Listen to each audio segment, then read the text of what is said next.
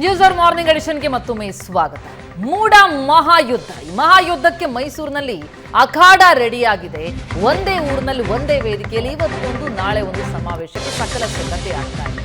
ಈ ಮೂಡ ಟೆನ್ಷನ್ ಮಧ್ಯೆ ಸಿಎಂ ಶಕ್ತಿ ಪ್ರದರ್ಶನಕ್ಕೆ ಯಾವ ರೀತಿ ಸಿದ್ಧತೆ ಮಾಡ್ಕೊಂಡಿದ್ದಾರೆ? ವಿಪಕ್ಷಗಳು ಮೈಸೂರಿಗೆ ಎಂಟ್ರಿ ಆಗೋ ಮುನ್ನ ಸಿಎಂ ಶಕ್ತಿ ಪ್ರದರ್ಶನಕ್ಕೆ ರೆಡಿಯಾಗಿರೋ ನಾಳೆ ದೋಸ್ತಿಗಳ ಕದನ ಇದೆ. ತಲುಪುತ್ತೆ ಮೈಸೂರು ಚಲೋ ಮೈಸೂರಿಗೆ, ಅಲ್ಲಿ ಶಕ್ತಿ ಪ್ರದರ್ಶನ ಆಗುತ್ತೆ. ಅದಕ್ಕೂ ಮುನ್ನ ಇವತ್ತೇ ಕಾಂಗ್ರೆಸ್ ತನ್ನ ಶಕ್ತಿ ಪ್ರದರ್ಶನಕ್ಕೆ ಮುಂದಾಗ್ತಾ ಇದೆ. ವಿಪಕ್ಷಗಳ ವಿರುದ್ಧ ಕಾಂಗ್ರೆಸ್ ಜನಾಂದೋಲನ ಸಮಾವೇಶಕ್ಕೆ ಎಲ್ಲ ಸಿದ್ಧತೆ ಮಾಡಿಕೊಂಡಿದೆ. ಮಹಾರಾಜ ಕಾಲೇಜು ಮೈದಾನ ಸಿಎಂ ಶಕ್ತಿ ಪ್ರದರ್ಶನಕ್ಕೆ ಸಿದ್ಧವಾಗಿರುವಂತಹ ವೇದಿಕೆ. ಲಕ್ಷ ಲಕ್ಷ ಕಾರ್ಯಕರ್ತರನ್ನ ಸೇರಿಸಬೇಕು ಅಂತ ಈಗಾಗಲೇ ಸೂಚನೆ ಕೊಟ್ಟಿದ್ದಾರೆ. ಭರ್ಜರಿ ತಯಾರಿಯಾಗಿದೆ. ಮೂಡ ಹಗರಣದಲ್ಲಿ ನಮ್ಮ ಪಾತ್ರ ಇಲ್ಲ ಅಂತಲೇ ಹೇಳ್ತಾ ಬರ್ತಿರುವಂತಹ ಸಿಎಂ ತಮ್ಮನ್ನ ಸಮರ್ಥಿಸ್ಕೊಳ್ತಾರೆ ಬಂದಿದ್ದಾರೆ. ಜೊತೆಗೆ ತಮ್ಮ ಪರವಾಗಿ ಸಮರ್ಥಿಸೋದಕ್ಕೆ ತಮ್ಮ ಪಕ್ಷದ ನಾಯಕರಿಗೂ ಸೂಚನೆ ಕೊಡ್ತಾ ಇದ್ದಾರೆ. ಅದರಂತೆ ಮುಂದುವರೆದ ಭಾಗವಾಗಿ ಈ ಶಕ್ತಿ ಪ್ರದರ್ಶನ, ಈ ಪ್ಲಾನಿಂಗ್, ಬಿಜೆಪಿ ಜೆಡಿಎಸ್ ವಿರುದ್ಧ ಕೈಕಲಿಗಳು ಅಬ್ಬರಿಸಲಿದ್ದಾರೆ. ಈ ಸಮಾವೇಶದ ಕುರಿತಾಗಿ ಮಾತನಾಡ್ತಾ ಹೋಗೋದಾದ್ರೆ, ಪ್ರಶಾಂತ್, ಒಂದೇ ಊರು, ಅಲ್ಲಿ ಒಂದೇ ವೇದಿಕೆ, ಇವತ್ತೊಂದು ಸಮಾವೇಶ, ನಾಳೆ ಒಂದು ಸಮಾವೇಶ. ಈ ನಾವು ಮದುವೆ ಹಾಲ್ಗಳಲ್ಲೆಲ್ಲ ನೋಡ್ತೀವಲ್ಲ, ಹಾಲ್ ಬುಕ್ ಆಗಿರುತ್ತೆ, ಇವತ್ತೊಂದು ಫಂಕ್ಷನ್, ನಾಳೆ ಒಂದು ಫಂಕ್ಷನ್, ಹಂಗೆ ರೆಡಿಯಾಗಿದೆ. ಆದರೆ ಇದು ಟಕ್ಕರ್ ಕೊಡೋದಕ್ಕೆ ಅಂತೇಳಿ ಮುಂಚಿತವಾಗಿ ಸಿಎಂ ಬಹುಶಃ ಇಂತಹ ಪರಿಸ್ಥಿತಿ ಯಾವಾಗಲೂ ಬಂದಿರಲಿಲ್ವಾ ಅಂತ. ಅದು ಬರೀ ಒಂದೇ ಮೈದಾನ ಒಂದೇ ವೇದಿಕೆ ಅಂತ ಆಗಿಲ್ಲ. ಅದು ಈ ಶಾಮಿಯಾನ ಹಾಕೋರು ಕೂಡ ಒಬ್ಬರೇ ಇದ್ದಾರೆ. ಇವತ್ತಿನ ವೇದಿಕೆಯನ್ನು ತಯಾರು ಮಾಡಿದ ಶಾಮಿಯಾನ ಕಾಂಟ್ರಾಕ್ಟರ್ಗೆ ನಾಳೆ BJP ಕೂಡ ಕಾಂಟ್ರಾಕ್ಟ್ ಕೊಟ್ಟಿದೆ. ಅಂದರೆ ಒಂದೇ ವೇದಿಕೆಯಲ್ಲಿ ಪರ ಮತ್ತು ವಿರುದ್ಧದ ಸಭೆಗಳು. ಅಟ್ಸ್ ಬ್ಯೂಟಿ ಆಫ್ ಡೆಮೋಕ್ರಸಿ ಅಂತಲೂ ಕರಿಬೋದೇನೋ. ಯಾಕಂದರೆ ಇವತ್ತಿನ ಸಮಾವೇಶ ಕಾಂಗ್ರೆಸ್ BJPಯ ಪಾದಯಾತ್ರೆಯ ಪೂರ್ವಭಾವಿಯಾಗಿ ನಡೆಸ್ತಾ ಇರತಕ್ಕಂಥದ್ದು. ಸಿದ್ದರಾಮಯ್ಯವ್ರಿಗೆ ಅನಿಸ್ತಾ ಇದೆ BJP ಮತ್ತು JDSನ ಪಾದಯಾತ್ರೆ ಏನಿದೆ ಅದನ್ನು ನ್ಯೂಟ್ರಲೈಸ್ ಮಾಡಬೇಕಾದ್ರೆ ಮೊದಲ ದಿನವೇ ಈ ದೊಡ್ಡ ಮಟ್ಟದ ಸಮಾವೇಶವನ್ನು ನಡೆಸಿ ಒಂದು ನರೇಟಿವನ್ನು ಬಿಲ್ಡ್ ಮಾಡಬೇಕು ಅಂತಕ್ಕಂಥ ಪ್ರಯತ್ನ ಸಿದ್ದರಾಮಯ್ಯನವರು ಮಾಡ್ತಾ ಇದ್ದಾರೆ. ಸಿದ್ದರಾಮಯ್ಯನವರ ಇಡೀ ರಾಜಕೀಯ ಜೀವನದಲ್ಲಿ 2-3 ಸಮಾವೇಶಗಳು ಅವ್ರಿಗೆ ಭಾಳಷ್ಟು ಶಕ್ತಿ ತುಂಬಿವೆ. ಮೊದಲನೇದು 2006ರ ಹುಬ್ಬಳ್ಳಿಯ ಸಮಾವೇಶ. ಅವರು ಉಪಮುಖ್ಯಮಂತ್ರಿ ಆಗಿದ್ದರು, ಧರ್ಮಸಿಂಗ್ ಮುಖ್ಯಮಂತ್ರಿ ಆಗಿದ್ದಾಗ ಕಾಂಗ್ರೆಸ್ JDSನ ಮೈತ್ರಿಕೂಟದ ಸರ್ಕಾರ ಇತ್ತು. ಅಹಿಂದ ಸಮಾವೇಶವನ್ನು ನಡೆಸಿದರು. ಮೊದಲ ಬಾರಿಗೆ ಸಿದ್ದರಾಮಯ್ಯನವರು ಅಹಿಂದ ಸಮಾವೇಶವನ್ನು ನಡೆಸಿ ಒಂದು ದೊಡ್ಡ ವೋಟ್ ಬ್ಯಾಂಕ್ ನನ್ನ ಜೊತೆಗಿದೆ ಅಂತಕ್ಕಂಥದ್ದನ್ನು ತೋರಿಸುವ ಪ್ರಯತ್ನ ಮಾಡಿದರು. ದೇವೇಗೌಡರಿಗೂ ಸಿದ್ದರಾಮಯ್ಯನವ್ರಿಗೂ ಬಿಕ್ಕಟ್ಟು ಶುರುವಾಯಿತು. ಯಾಕಂದರೆ ದೇವೇಗೌಡರಿಗೆ ಕುಮಾರಸ್ವಾಮಿಯವರನ್ನ ಮುಖ್ಯಮಂತ್ರಿ ಮಾಡಬೇಕಿತ್ತು. ಸಿದ್ದರಾಮಯ್ಯನವ್ರನ್ನ ಪಾರ್ಟಿಯಿಂದ ಹೊರಗೆ ಹಾಕ್ತಾರೆ, ಅವರು ABPJD ಮಾಡ್ಕೋತಾರೆ, ನಂತರ ಕಾಂಗ್ರೆಸ್ಗೆ ಹೋಗ್ತಾರೆ. ಅದು ಇತಿಹಾಸದ ಭಾಗ. ಆ ಹುಬ್ಬಳ್ಳಿಯ ಸಮಾವೇಶದ ನಂತರ ಸಿದ್ದರಾಮಯ್ಯನವರು 2013ರಿಂದ 18 ಬಿಡಿ ಒಂದು ಡಿಫಾಲ್ಟಾಗಿ ಅವ್ರಿಗೆ ಕಾಂಗ್ರೆಸ್ ಗೆಲ್ತು, ಮುಖ್ಯಮಂತ್ರಿ ಸ್ಥಾನ ಕೂಡ ಒಲ್ದು ಬಂತು. ಆದರೆ 2022ರ ದಾವಣಗೆರೆಯ ಸಿದ್ದರಾಮೋತ್ಸವ ಏನಿದೆ ಅದು ನನಗನ್ಸುತ್ತೆ ಒಂದು ಯಾರು ಮುಖ್ಯಮಂತ್ರಿ ಕಾಂಗ್ರೆಸ್ ಅಧಿಕಾರಕ್ಕೆ ಬಂದರೆ ಅಂತಕ್ಕಂಥ ಪ್ರಶ್ನೆಗೆ ಪರಿಹಾರವನ್ನು ಸೂಚಿಸ್ತು. No doubt biggest mass leader, crowd puller ಸಿದ್ದರಾಮಯ್ಯನವರೇ ಮುಖ್ಯಮಂತ್ರಿ ಮಾಡಬೇಕು, ಇಲ್ಲಾಂದರೆ ಸರಿ ಇರಲ್ಲ ಅಂತಕ್ಕಂಥ ಒಂದು ಸಂದೇಶ ಸಿದ್ದರಾಮೋತ್ಸವದಿಂದ ಸಿಕ್ಬಿಟ್ಟಿತ್ತು. ಅಲ್ಲಿ ಬಂದಿದ್ದ ರಾಹುಲ್ ಗಾಂಧಿಗೂ ಸಿಕ್ಕಿತ್ತು, ಅಲ್ಲಿ ಬಂದಿದ್ದ DK ಶಿವಕುಮಾರ್ಗೂ ಸಿಕ್ಕಿತ್ತು. ನಿಮ್ಗೆ ನೆನಪಿದ್ರೆ ರಾಹುಲ್ ಗಾಂಧಿ DK ಶಿವಕುಮಾರ್ ಹೇಳಿದರು, ಅಪ್ಕೊಳ್ಳಿ ಸಿದ್ದರಾಮಯ್ಯದವ್ರನ್ನ ಅಪ್ಕೊಳ್ಳಿ ಅಂದರೆ ಒಂದು ಮೆಸೇಜ್ ಕೊಡುವ ದೃಷ್ಟಿಯಿಂದ.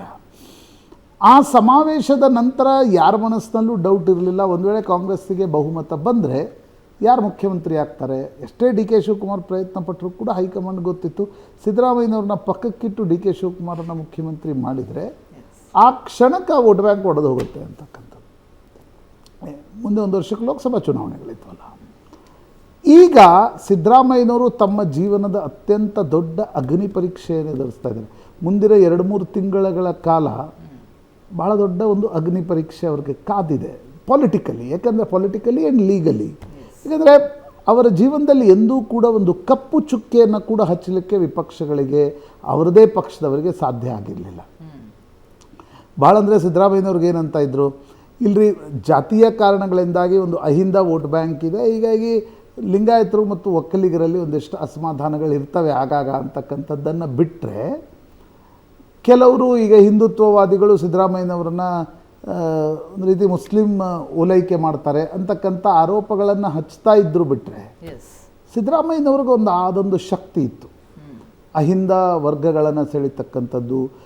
ಎಷ್ಟೇ ಪ್ರತಿಪಕ್ಷದ ಆರೋಪ ಇದ್ದರೂ ಕೂಡ ಲಿಂಗಾಯತರು ಮತ್ತು ಒಕ್ಕಲಿಗರಲ್ಲೂ ಕೂಡ ಸಿದ್ದರಾಮಯ್ಯನವರನ್ನು ಮೆಚ್ಚುವ ಜನ ಇದ್ದಾರೆ. ಅಂದರೆ ನಿಮಗೆ ಕಾಂಟ್ರಾಸ್ಟ್ ವೋಟ್ ಬ್ಯಾಂಕ್ನಲ್ಲಿ, ಕಾಂಟ್ರಾಸ್ಟ್ ಪೊಲಿಟಿಕಲ್ ಪಾರ್ಟಿಯಲ್ಲೂ ಕೂಡ ಸಿದ್ದರಾಮಯ್ಯನವ್ರನ್ನ ಮೆಚ್ಚುವ ಜನ ಇದ್ದಾರೆ. ಆದರೆ ಮೊದಲ ಬಾರಿ ಸಿದ್ದರಾಮಯ್ಯನವರ ಮೇಲೆ ವೈಯಕ್ತಿಕವಾಗಿರ್ತಕ್ಕಂಥ ಒಂದು ಆರೋಪ ಬಂದಿದೆ. ಈಗ ಅದು ಭ್ರಷ್ಟಾಚಾರನ, ಅದು ಸ್ವಜನ ಪಕ್ಷಪಾತನ, ಅದು ತನಿಖೆಯಿಂದ ಪ್ರೂವ್ ಆಗಬೇಕು. ವಿಪಕ್ಷಗಳು ಹೇಳ್ತಾವೆ ಅದು ಭ್ರಷ್ಟಾಚಾರದ ಆರೋಪ ಇದೆ ಅಂತಕ್ಕಂಥದ್ದು. ರಾಜ್ಯಪಾಲರ ಬಳಿ ಚೆಂಡು ಇದೆ ಈಗ ರಾಜಭವನದಲ್ಲಿ. ಅವರೇನು ನಿರ್ಣಯವನ್ನು ತೆಗೆದುಕೊಳ್ತಾರೆ ಅನ್ನೋದರ ಮೇಲೆ ದ ಬಾಲ್ ಸ್ಟಾರ್ಟ್ಸ್ ರೋಲಿಂಗ್. ಅದಕ್ಕೂ ಮುಂಚೆ ಒಂದು ಸಿದ್ದರಾಮಯ್ಯನವರು ಈ ಮೈಸೂರಿನ ದೊಡ್ಡ ಸಮಾವೇಶವನ್ನು ನಡೆಸುವುದರ ಮೂಲಕ ನೋಡಿ, ಈ ವಿಪಕ್ಷಗಳಿಗೂ ಒಂದು ಮೆಸೇಜ್ ಕೊಡ್ತಾ ಇದ್ದಾರೆ, ಸ್ವಪಕ್ಷೀಯರಿಗೂ ಕೊಡ್ತಾ ಇದ್ದಾರೆ. ಈ ಅಂದು ಅರಸು ಇಂದು ಸಿದ್ದು ಅಂತಕ್ಕಂಥದ್ದೇನು, ಅಂದ್ರೆ ಅವರು ಅಂದ್ರೆ ಆ ರೀತಿಯ ಒಂದು ನೋಷನ್ ಒಂದು ಬಿಲ್ಡ್ ಮಾಡೋದಕ್ಕೆ ಹೊರಟಿದ್ದಾರೆ. ಡೆಫಿನೆಟ್ಲಿ ಅಂದು ಅರಸು ಇಂದು ನೋಡಿ, ದೇವರಾಜ ಅರಸರು 72ರಲ್ಲಿ ಮುಖ್ಯಮಂತ್ರಿ ಆದಾಗ ವೀರೇಂದ್ರ ಪಾಟೀಲ್ರ ನಂತರ ಅವರು ಮುಖ್ಯಮಂತ್ರಿ ಆದರು. ನಿಜಲಿಂಗಪ್ಪನವರು ದಿಲ್ಲಿಗೆ ಹೋದರು AICC ಅಧ್ಯಕ್ಷರಾಗಿ. ನಂತರ ವೀರೇಂದ್ರ ಪಾಟೀಲ್ರು ಮುಖ್ಯಮಂತ್ರಿ ಆದರು. ಕಾಂಗ್ರೆಸ್ ಒಡೆದಿತ್ತು. ಇಂದಿರಾ ಗಾಂಧಿ ದೇವರಾಜ ಅರಸರು ಅವರಿಗೆ ನಾಯಕತ್ವ ಕೊಟ್ಟರು. ದೇವರಾಜ ಅರಸರು ಭಾಳ ಸಣ್ಣ ಸಮುದಾಯದಿಂದ ಬಂದವರು. ಅವರು ಒಂದು ರೀತಿಯ ಲಿಂಗಾಯತ ಒಕ್ಕಲಿಗ ಹೆದವನಿ ಏನಿತ್ತು ಕರ್ನಾಟಕದಲ್ಲಿ, ಒಂದು ಪ್ರಾಬಲ್ಯ ಏನಿತ್ತು, ಒಮ್ಮೆ ಮುಖ್ಯಮಂತ್ರಿ ಆಗ್ತಾಯಿದ್ರು. ದೇವರಾಜ್ ಅರಸು ಮೊದಲ ಬಾರಿ 72ರ ಚುನಾವಣೆಯನ್ನು ಗೆದ್ದು. ಈಗ ನಾವು ವೀರಪ್ಪ ಮೊಯ್ಲಿ, ಧರಮ್ ಸಿಂಗ್, ಮಲ್ಲಿಕಾರ್ಜುನ್ ಖರ್ಗೆ ಅವರನ್ನು ನೋಡ್ತಾ ಇದ್ದೀವಿ. ಎಲ್ಲರೂ RS ಬಂದಿದ್ದು ಆವಾಗಲೇ ಮೊದಲು 72ರಲ್ಲಿ.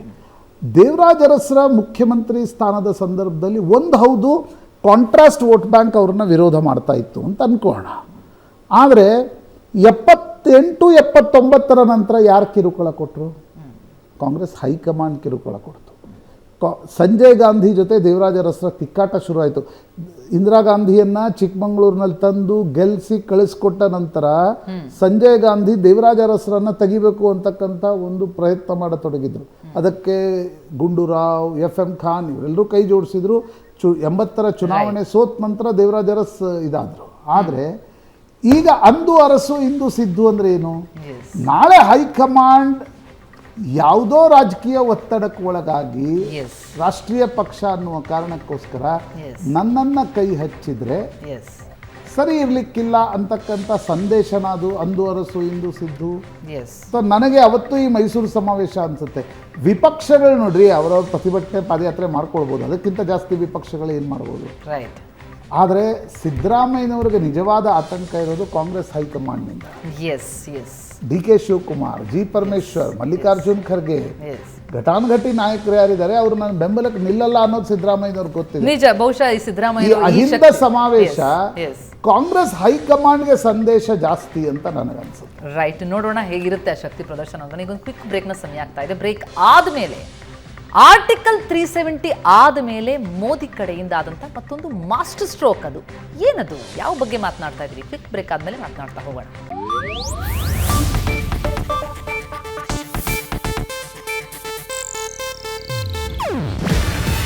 ಇದು ಏಷ್ಯಾನೆಟ್ ನ್ಯೂಸ್ ನೆಟ್ವರ್ಕ್ ಪ್ರಸ್ತುತಿ. ನೀವು ನೋಡ್ತಿದ್ದೀರಾ ಏಷ್ಯಾನೆಟ್ ಸುವರ್ಣ ನ್ಯೂಸ್.